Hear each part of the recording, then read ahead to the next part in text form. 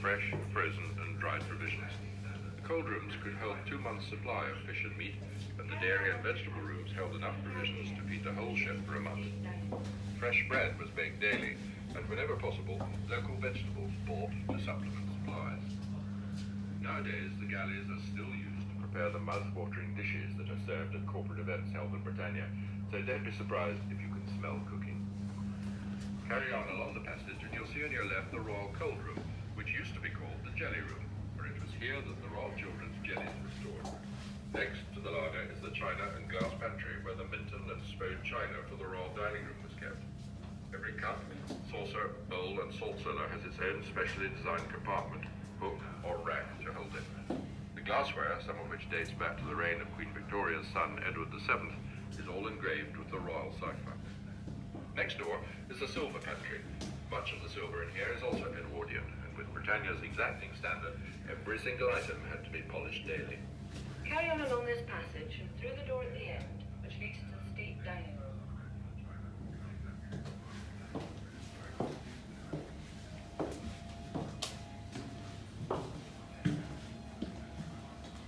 Oh, the wine room. Wine room.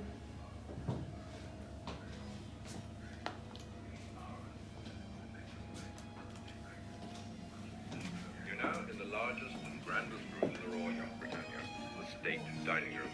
Oh, Here, wow. the Queen and the Duke of Edinburgh entertained their guests in spectacular style. Through these doors have walked some of the world's most powerful figures who accept the ultimate honour, an invitation to dine at the table of Her Majesty the Queen. Sir Winston Churchill, Rajiv Gandhi, Nelson Mandela, Bill Clinton, Boris Yeltsin, Ronald Reagan and Margaret Thatcher all have taken their place in history aboard this Royal Yacht peace pipe from the American plane. If you look between the doors at the end of the room, you can see one of the many electric clocks on Britannia. Like all the clocks on the ship, this was specially made for the yacht in 1953 and was controlled from the bridge by a master clock which set the time throughout the ship. The dining table and Hepplewhite chairs are replacements for the original one. Really more of an office, for this was where the Queen would work on state business and meet with her private and press secretaries to discuss the fine detail of forthcoming royal visits. Even at sea, official affairs took up several hours of the Queen's day, and the red boxes containing state papers would be flown or shipped out to Britannia, no matter where she was in the world.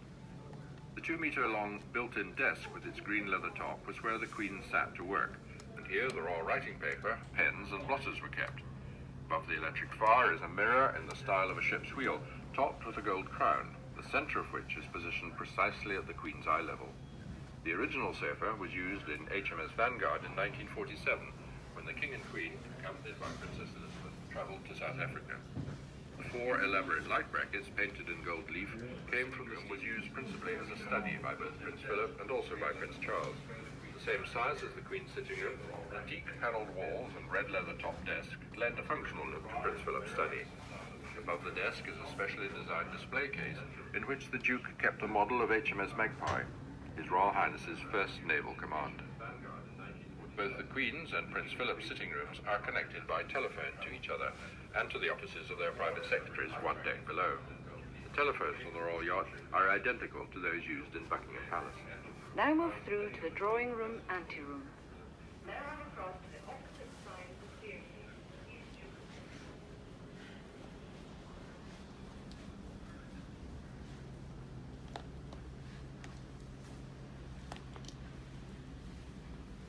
This is the anteroom where the royal family and their guests would gather for drinks before lunch or dinner. Drinks would be served by a royal steward, a well-stocked pantry in the corner of the room. The anteroom connects to the drawing room with polished folding mahogany doors which can either be fully opened to make one 80-metre-long room or closed over to divide the space in two. Throughout the royal apartments there is a combination of furniture from the Royal Yacht Victoria and Albert, like the mahogany bookcase you see here, and pieces which were bought specially in the 1950s. Over the years, every item has been carefully dusted, polished and cleaned daily to keep it in first-class condition, and nothing was ever needlessly replaced. On your right-hand side, you can see a silver ship model of HMS Thunderer, presented to the Queen by the Royal Naval Engineering College. The Queen was keen that Britannia should have the feel of country house comfort rather than anything too formal or ostentatious. Indeed, the initial design scheme for the royal apartments was rejected by the Queen as being too elaborate and fussy, and instead the architect... Drawing room. This spacious dining room served both as a place for the royal family to relax and as a reception room for official functions. There are several card tables at which the royal family would while away an evening with a game of whist or bridge. And here the royal children could set up their jigsaws or board games. Spectacular arrangements of flowers were always to be seen in the drawing room, and indeed throughout the royal apartments. For state visits, flowers were always provided by the host country. But for UK voyages, hundreds of flowers would be picked from the gardens of Windsor Castle.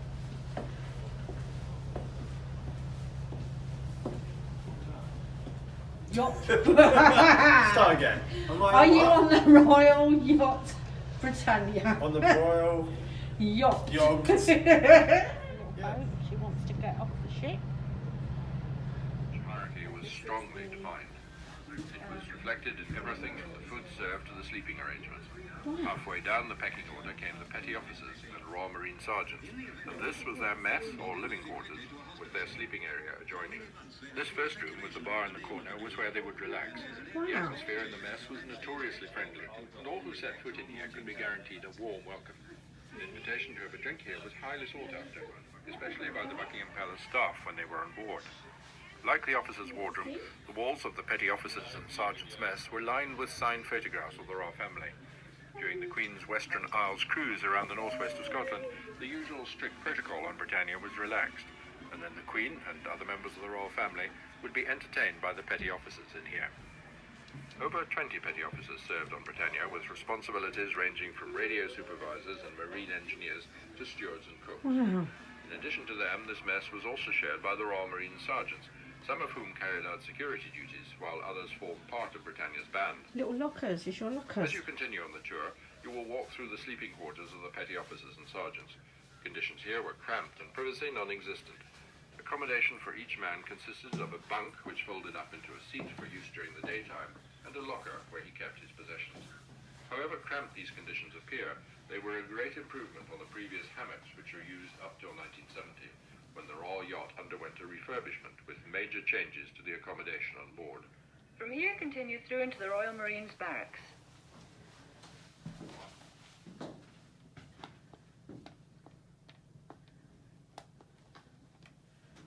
The Royal Marines formed a separate contingent on board Britannia, and this is where they lived and slept in their own mess, known as the barracks. Security was uppermost on everyone's minds when the Queen was on board Britannia, and Scotland Yard detectives always accompanied the royal family on the yacht. In addition to them, Royal Marines were employed on Britannia to carry out general security and orderly duties. 9 of the Royal Marines acted as ceremonial guards or sentries manning the royal gangways when Britannia was berthed. 1 Marine served as the yacht's butcher, and another had the important job of postman on Britannia. Some of the Marines were trained as divers, and before Britannia berthed in any harbour, they would search the seabed and surrounding area for terrorist devices, and would dive daily under the hull of the ship to make security checks. But perhaps the role for which the Royal Marines were best known was as Britannia's band. 26 bandsmen of the Royal Marine Band Service, all trained musicians, were embarked to play whenever Britannia was on royal duty. Their repertoire was vast and varied, and in addition to being able to play perfectly the national anthem of each country the ship visited, they could also turn their hand to every type of music, from classical to ceilidh. A faultless performance was always demanded, and the Royal Marines Band rehearsed daily. But on a ship where silence was golden, this could present a bit of a challenge. Daily rehearsals normally took place as far away from the royal quarters as possible. The Royal Marine sleeping quarters offered little luxury. Space was of a premium, and lockers and cabinets were stacked to the ceiling. Here, as well as their personal belongings, each Royal Marines bandman had to store up to 26 different uniforms to be worn as royal protocol demanded. The band added much pomp to Britannia.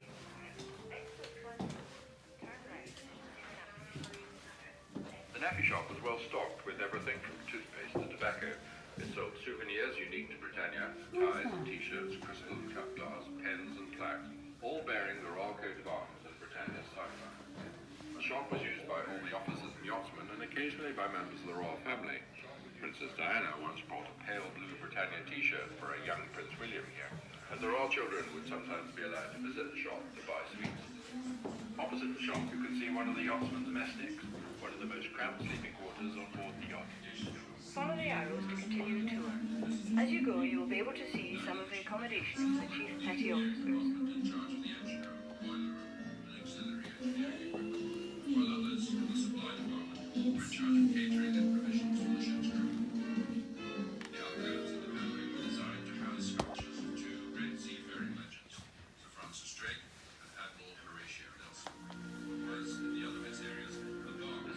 White panelled room was the warrant officers and chief petty officers' mess. As the most senior yachtsmen aboard, the warrant officers and chief petty officers had their own mess with separate sleeping quarters, some of which you can see as you continue the tour. The chief petty officers were responsible for overseeing arrangements.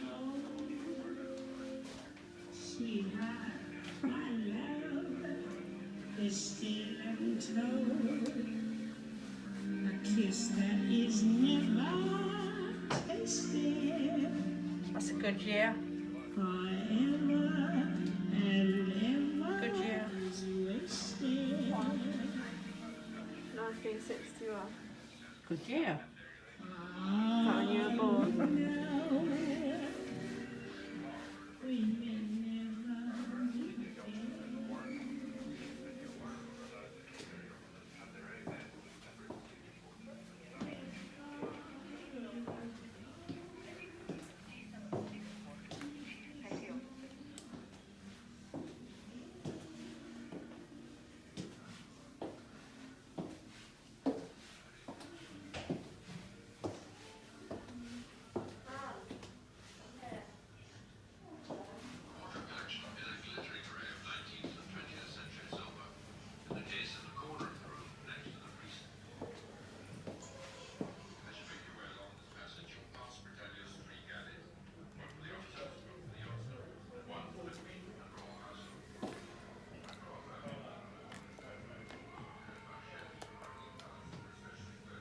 Tiny room had a large part to play in keeping Britannia a happy ship, for this was the mail office, where Britannia's post was brought to be sorted when the ship arrived in a new port.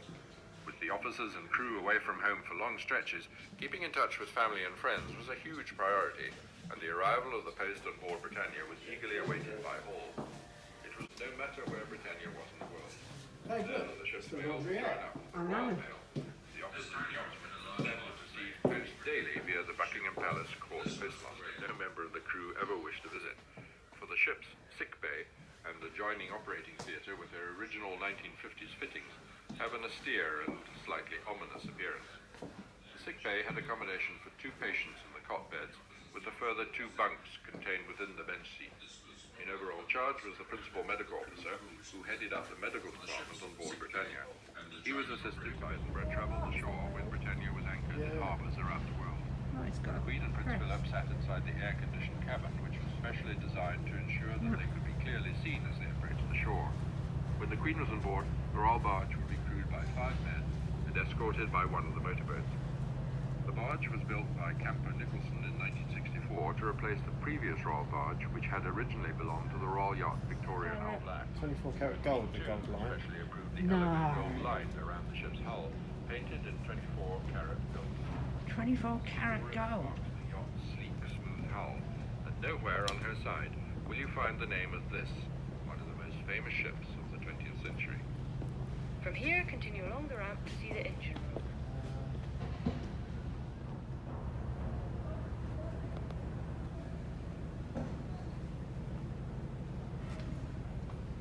It stands as a proud testament to British marine engineering. It has barely changed throughout Britannia's life, and practically every piece of machinery, every gadget, stopcock, switch and dial operated faultlessly until Britannia was decommissioned in 1997. When America's General Norman Schwarzkopf was shown Britannia's spot engine room in 1990, Seeing your guests.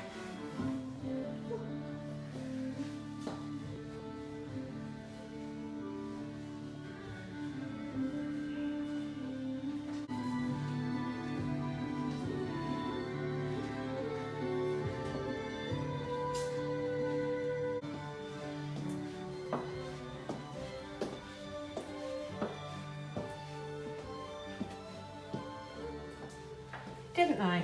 Yeah. Yeah, but these would have been used by up to 150 G. Yeah, but they had privacy.